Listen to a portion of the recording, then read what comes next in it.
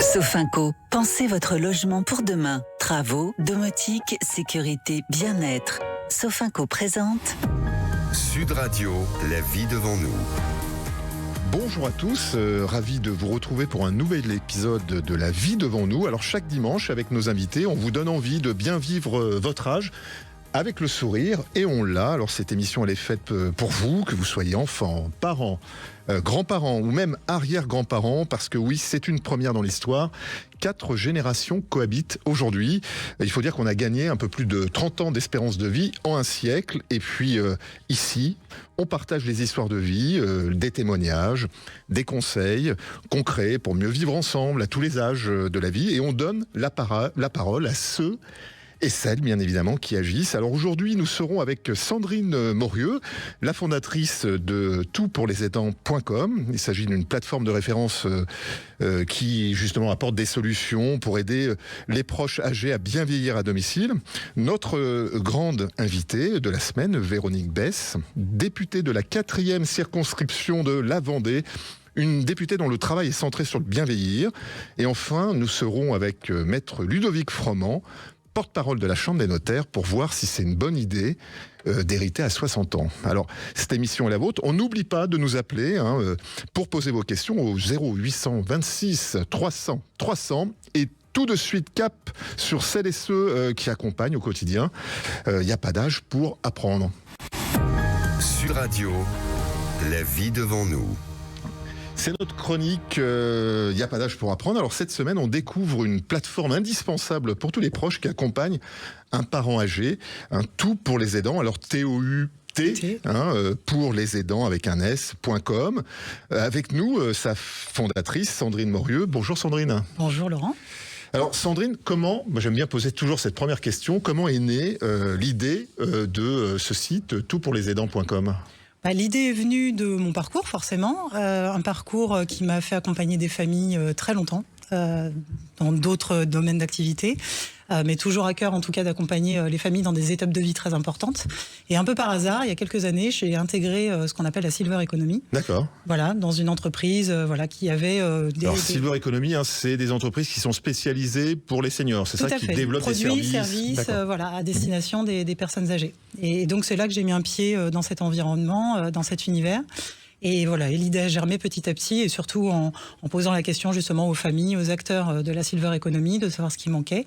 Et voilà, et c'est là que cette plateforme a germé. Alors, votre plateforme, elle référence en fait des dizaines de solutions pour faciliter le quotidien des aidants. Quelles sont les demandes les plus fréquentes ? Alors, déjà, elle a quand même pour vocation de référencer beaucoup plus. On est effectivement dans les premières étapes de développement. C'est 20 000, c'est ça ? Vous avez 20 000 connexions par an, quasiment 20 000. Par mois. Quasiment 20 000 connexions par mois. La plateforme est encore assez récente, donc forcément, il y aura lieu effectivement d'avoir plus. Mais le principe, c'est d'accompagner ces familles qui, effectivement, ont un proche âgé qui habite à domicile, un ou des proches âgés qui habitent à domicile, qui ne sont pas encore dans le parcours de soins ou de santé, parce que l'avancée en âge est quand même très naturelle, donc on a un déclin moteur ou cognitif relativement naturel qui s'installe, donc on n'a généralement pas tendance à aller voir son médecin pour essayer de pallier en fait ce manque-là, et malheureusement on se retrouve dans des situations où le déclin est arrivé à un moment donné un peu trop loin, et on se retrouve dans des situations d'urgence. Donc nous, avec cette plateforme, le principe c'est d'adresser les familles qui accompagnent un proche qui n'est pas encore à ce niveau en fait de dépendance et de besoins, et de leur proposer des initiatives, autant du lien social, de la mobilité au quotidien, des loisirs. Justement, qu'est-ce qu'on retrouve en fait comme solution ? Donc on a l'adaptation du domicile peut-être. Enfin, c'est quoi les questions les plus fréquentes que vous avez ? C'est très vaste. Alors après, c'est vrai que vous avez des besoins qui sont très facilement identifiables parce que ce sont des propositions qui sont faites de manière assez naturelle. Donc l'adaptation du logement, la mobilité. En revanche, on pense finalement malheureusement encore trop peu à tout ce qui est bien-être global. Donc ce qui va passer par la culture, le loisir. On parle beaucoup de lien social, mais au final, on parle de lien social quand l'isolement est déjà bien installé. Je pense que c'est bien de rentrer finalement chez les personnes âgées avant, justement avec des solutions qui sont beaucoup plus agréables, positives, ludiques, pour après envisager de manière un peu plus sereine une adaptation du logement qui est aujourd'hui encore un peu trop refusée. J'ai des questions, mes parents ont une difficulté, par exemple de mobilité, ils une peuvent baisse plus de la conduire. vision, Ils peuvent plus conduire, donc je vais sur le site et je vais trouver en fait des solutions concrètes. C'est quoi? C'est des blogs, il y a une interaction avec d'autres aidants, il y a un forum qui est possible pour le moment. Pour le moment, le principe c'est vraiment d'essayer de constituer une communauté en fait la plus exhaustive possible pour proposer en fait justement une variété de solutions aux familles.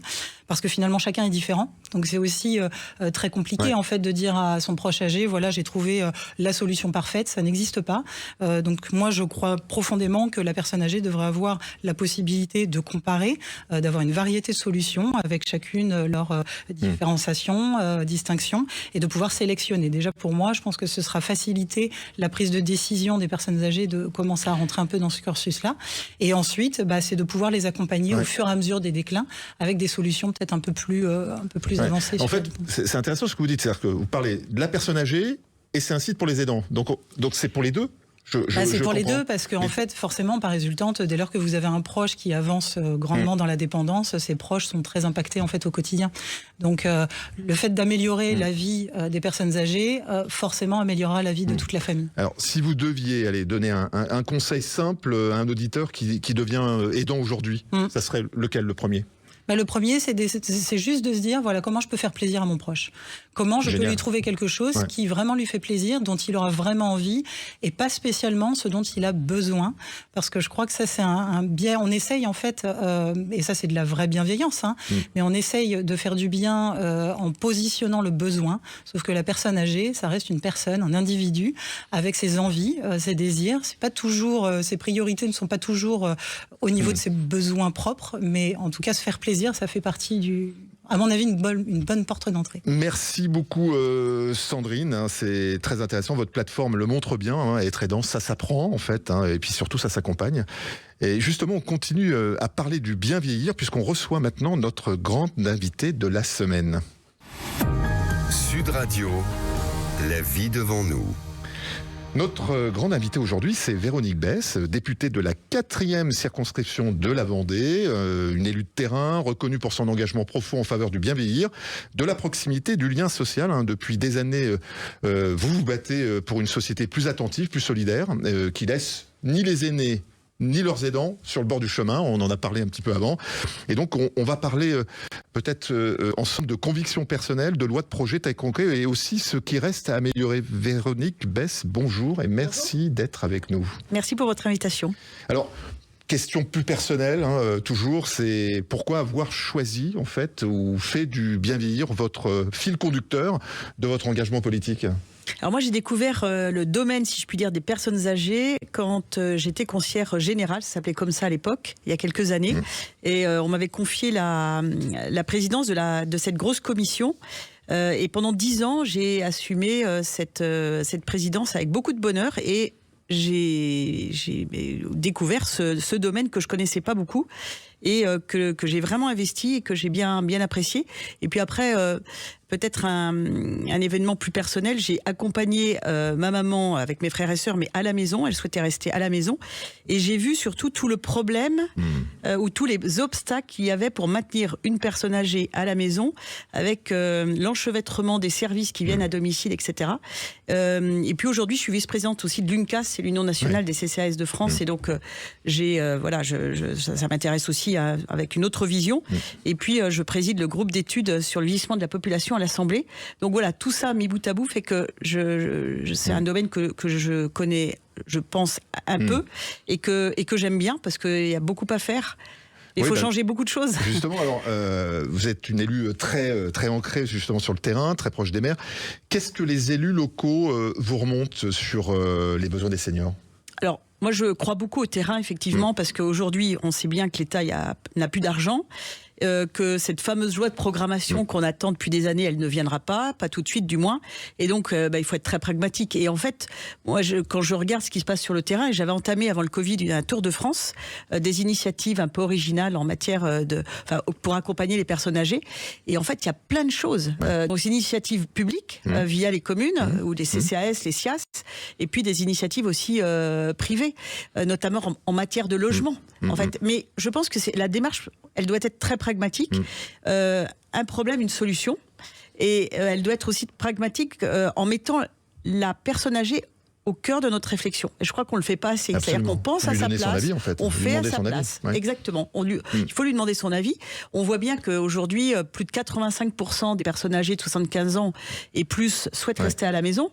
Peut-être pas dans le domicile historique, mais il y a plein de choses qui peuvent exister et qui existent d'ailleurs. Il y a de la colocation, il y a plein de choses originales pour que nos anciens vieillissent là où ils ont envie de vieillir. Il y a 3 axes que vous revendiquez, c'est le lien social, la mobilité et puis justement l'habitat. L'habitat, bien sûr. Il faut effectivement penser à nos cœurs de bourg et à nos cœurs de ville pour que nos anciens, qui peut-être habitent, je pense notamment dans le milieu rural, habitent dans des villages, dans des maisons qui ne sont pas toujours adaptées, puissent venir habiter au cœur des villes. Et moi, je préconise, pourquoi pas, il y a des municipales bientôt, en mars prochain, je préconise un élu, alors conseiller délégué ou adjoint, peu importe, dédié aux personnes âgées. Alors, pas un élu aux affaires sociales, c'est différent. C'est-à-dire que quand un maire et une équipe municipale pensent à des projets, mais que ça soit par exemple une salle de sport ou une piscine, qu'on se dise, tiens, et la personne âgée là-dedans, est-ce qu'elle a son mot à dire ? Est-ce qu'elle pourra y accéder ?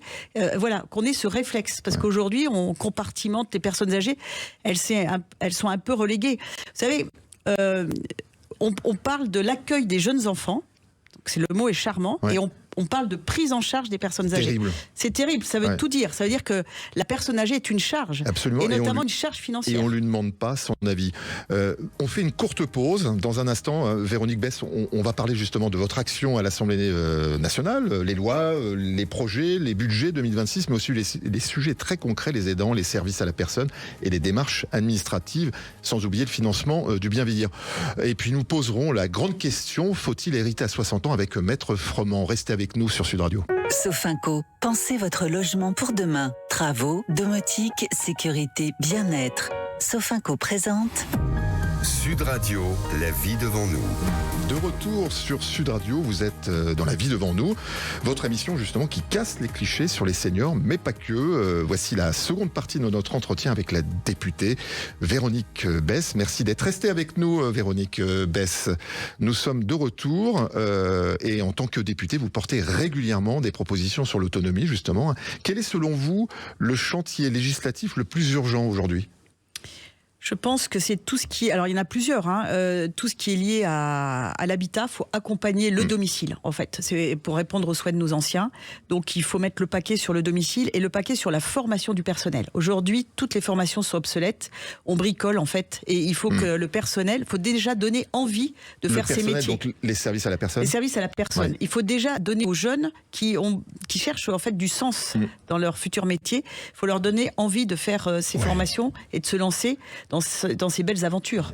Vous avez entièrement raison, puisqu'en fait, les formations, il faut les valoriser beaucoup plus.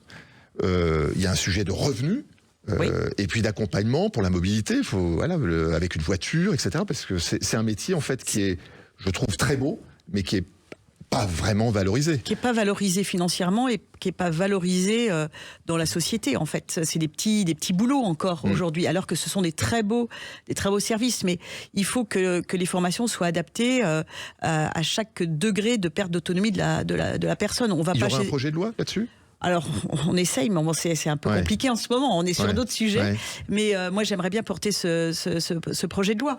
Parce que c'est réel. Et il faut donner aux jeunes l'envie d'aller sur ces métiers. Il faut rendre ces métiers beaucoup plus attractifs. Et justement, les aidants, parce qu'il y a les aidants qui sont ces métiers qui sont payés, et puis il y a les aidants qui sont des bénévoles, qui sont souvent des proches. Il y a un peu plus de 11 millions d'aidants en France. Que faudrait-il faire en priorité pour les soutenir, vraiment ? Alors moi j'ai porté, alors déjà il faut les reconnaître, faut une vraie reconnaissance aussi. Il faut les détecter aussi ou je sais pas comment on dit, les débusquer parce que souvent ils sont dans le déni, ils se croient pas, ils se disent pas aidants.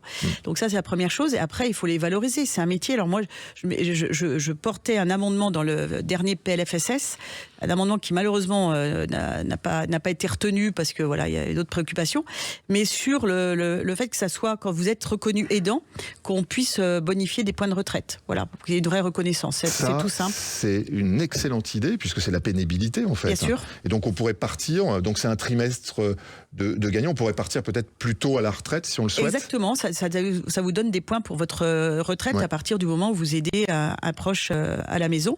Et puis, il faut mettre le paquet aussi sur la prévention. On ne fait pas assez de prévention en France. Dans d'autres pays proches de nous, on en fait beaucoup plus. On agit beaucoup plus lorsqu'il y a une chute. Il faut anticiper avec tout à la maison. Il y a la domotique, avec alors il y a des petites choses sur savoir tomber, la prévention des chutes, etc. Mais il faut aller beaucoup plus loin. Et surtout, il faut aussi penser très jeune. Il faut déjà peut-être anticiper sur notre futur logement, penser à plein de choses.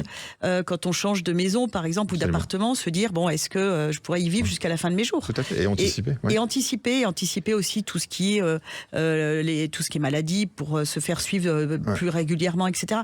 On n'a pas encore vraiment cette réaction de la prévention en France. Et ça, il faut vraiment l'inculquer très jeune. Et alors, un autre projet, peut-être une future loi sur la mobilité, parce que c'est vrai qu'il y a de plus en plus de difficultés. Le permis à vie n'existe plus. Et donc, il va y avoir un sujet de se déplacer. Et si on ne se déplace plus, on est prisonnier chez soi et c'est un sujet de lien social. Est-ce que vous avez une idée concrète peut-être là sur... aussi, il y a le terrain qui fait des choses formidables. Il y a le transport à la demande, par exemple, qui existe dans beaucoup de communes sur la base du volontariat. Il y a des bénévoles qui se font rémunérer à temps du kilomètre. Il y a des grilles déjà qui existent et qui vont chercher certaines personnes qui sont à la maison et qui les emmènent. Alors ça va du rendez-vous chez le médecin, mais aussi aller acheter les cadeaux de Noël pour les petits-enfants, etc. Mais le structurer, je crois qu'il ne faut pas toujours attendre de la loi beaucoup de choses, parce qu'on voit bien que c'est un peu engorgé, et surtout, je le dis comme je le pense, mais c'est un sujet qui n'intéresse pas forcément beaucoup de mes collègues à l'Assemblée nationale, malheureusement. C'est un sujet qui nous concerne tous, pourtant. On fait un appel à candidature pour les maires, parce que je pense que c'est la solution. Exactement. Alors, la dernière question, parce que malheureusement, on aurait besoin de beaucoup plus de temps c'est le financement. C'est un modèle de financement que vous avez en tête pour la dépendance. La DPA, l'APA plus exactement, qui accompagne la dépendance, faut peut-être l'ajuster parce qu'aujourd'hui elle est pas assez ajustée à la perte d'autonomie. Et puis après. Il faut que les mutuelles mettent, je pense, un peu plus la main au porte-monnaie. Et puis peut-être aussi qu'on en parle beaucoup. Alors, ça existe déjà, des assurances autonomie dépendance. Bon, peut-être que là aussi, ça passe un peu plus dans... Souscrit plus tôt, peut-être. Peut-être plus tôt, voilà, exactement, qu'on commence assez jeune de mettre de côté pour nos vieux jours. Merci Véronique Besse. Vous reviendrez pour votre présence et des éclairages. C'est très concret ce que vous proposez, puis c'est très humain. Vous nous rappelez que bien vieillir, c'est pas seulement un enjeu de santé ou d'aménagement, c'est un choix de société. C'est une révolution qui doit être en marche en fait. Et puis forcément, vous portez à la fois dans votre territoire et à l'Assemblée nationale, et vous êtes trop peu. Merci encore d'avoir été notre grand invité de la semaine, et on poursuit cette émission avec un sujet qui concerne toutes les familles. Tôt ou tard, la transmission du patrimoine. Place maintenant à notre chronique Transmettre son patrimoine. Sud Radio, la vie devant nous. Parce que transmettre, ce n'est pas seulement une question d'argent, mais aussi d'équilibre familial et de bonnes décisions. Aujourd'hui, on aborde une question très actuelle, hériter à 60 ans. Est-ce que c'est vraiment une bonne idée ? Alors pour en parler, on reçoit maître Ludovic Froment, notaire à la Chambre de notaires de Paris. Bonjour maître. Alors oui, je suis porte-parole de la Chambre des notaires de Paris, je suis notaire à Suresnes, mais c'est pas très grave. Vous avez raison de préciser, on ne voit pas assez souvent son notaire. Alors on dit souvent justement qu'on hérite de plus en plus tard.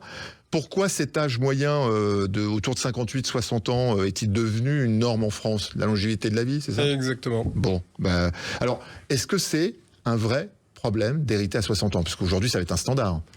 Alors, est-ce que c'est un problème ? Est-ce qu'il faut l'anticiper ? Est-ce qu'il faut... Alors, la réponse serait la suivante, c'est oui, non, ça dépend. Vous êtes normand ? Non, pas encore. Mais la réponse l'est. Alors, pourquoi ? Tout simplement parce que, oui, vous l'avez dit, pendant très longtemps, la retraite, enfin, en tout cas, la succession de la génération du dessus, c'était la retraite de la génération du dessous. Sauf qu'aujourd'hui, l'âge avance encore un petit peu et on se trouve face à des situations qui sont assez hétérogènes. On a des gens qui ont suffisamment de patrimoine pour vivre parce qu'ils ont préparé leur retraite avec des revenus qui leur permettent de vivre au quotidien et qui peuvent se permettre de transmettre leur patrimoine. Et puis il y en a d'autres qui n'ont pas voulu ou qui n'ont pas pu constituer un capital ou des revenus ou se préparer à avoir des revenus qui vont leur permettre de bien vivre à la retraite. Et donc finalement cet apport aux 60 ans, c'est quelque chose de béni parce qu'ils peuvent récupérer soit un appartement, soit des revenus qui vont leur permettre de bien vivre leur retraite, en tout cas d'avoir un ballon d'air au minimum qu'ils n'auraient pas sinon. C'est étonnant ce que vous dites parce que il y a quelques années encore, on parlait d'une aide pour l'accession à la propriété pour les primo-accédants, enfin pour ma première maison, mon premier. Alors, ça existe encore un peu. Il y a une réduction des taxes départementales quand on achète en primo-accession. Mais il faut bien voir que, à l'heure actuelle, on est dans une période un petit peu étonnante, c'est-à-dire que jusqu'en 2040, il y a 9 000 milliards qui vont passer d'une génération à une autre. D'accord. Sauf qu'évidemment, la répartition, elle n'est pas très égalitaire. Donc, il y a beaucoup de gens qui vont, fort heureusement, qui vont avoir un patrimoine suffisant pour songer à une transmission à la génération future. Comme le disait Madame le député, il faut anticiper. C'est toujours le maître mot. Il faut prévoir, il faut regarder ce qu'on aura à la retraite, il faut effectivement voir ses revenus, voir son capital et voir les besoins qu'on aura. Une fois qu'on a fait ça, et uniquement une fois qu'on a fait ça, regardez si on peut transmettre quelque chose et s'il faut transmettre quelque chose. On peut renoncer à une succession. Vous pouvez hériter de vos parents, renoncer à la succession et ça va aller à la génération suivante. Si vous n'en avez pas besoin, par exemple. Oui, exactement. Si vous ne le souhaitez pas. Mais tout ça, il faut bien le regarder, il faut en discuter avec son notaire, il faut faire un bilan de son patrimoine et des revenus qu'on va avoir à la retraite. Et à ce moment-là, prendre sa décision en son âme et conscience, avec toutes les cartes en main. Oui, parce qu'il y a forcément les droits de succession, parce qu'on a tous en tête que l'État prélève. Donc il faut encore plus anticiper, à la fois pour soi, si j'en ai besoin pour préparer ma retraite, et peut-être aussi pour mes petits-enfants, si je veux pas que l'État peut-être préempte un peu trop. C'est exactement. Le fisc, enfin, l'aspect fiscal, c'est forcément quelque chose qui est au cœur des préoccupations, mais il faut bien d'abord penser à ce qu'on veut faire économiquement. C'est ce que je disais tout à l'heure, c'est-à-dire il faut d'abord savoir ce que je transmets. Et après, on le fait en toute intelligence, en préparant, de façon à avoir le moins possible de frottements fiscaux, de façon à payer le moins d'impôts. Mais pour ça, il faut d'abord voir où est-ce qu'on veut aller. Et ça, c'est essentiel. Merci Maître. Donc, vraiment, aller voir un notaire pour anticiper, c'est le mot, anticiper. Ça reste pour vos conseils dans les précieux. trois interlocuteurs. On ne fait pas d'études techniques à la radio, il faut aller voir un notaire, c'est confidentiel. Donc, et on retient que hériter à 60 ans, c'est pas forcément trop tard. Merci à vous tous de nous avoir écoutés. Je vous laisse en compagnie de Christophe Debien pour La Planète Demain sur Sud Radio. Rendez-vous dimanche prochain de midi à 12h30, toujours sur Sud Radio. Et puis pour ceux ou celles qui souhaitent écouter ou partager l'émission La Vie devant nous en podcast, en replay sur l'application Sud Radio ou sur le site sudradio.fr. Bon dimanche, bon appétit, portez-vous bien. Avec Sofinco, pensez votre logement pour demain. Travaux, domotique, sécurité, bien-être.